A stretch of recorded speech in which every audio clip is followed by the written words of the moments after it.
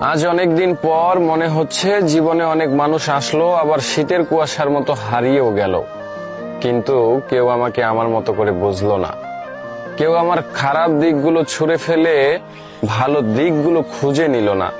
কেউ জানতেও চাইলো না আমি কি চাই, কি পেলে আমি খুশি হব। সবাই শুধু নিজের দিকটাই বুঝিয়ে গেল।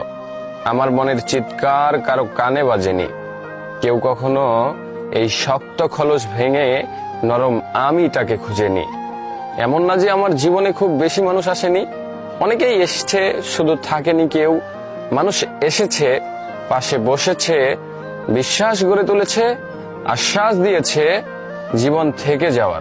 তবে দিন শেষে আমি কাউকেই পাইনি আমার পাশে। সময়ের সাথে সাথে সবাই বদলে গিয়েছে।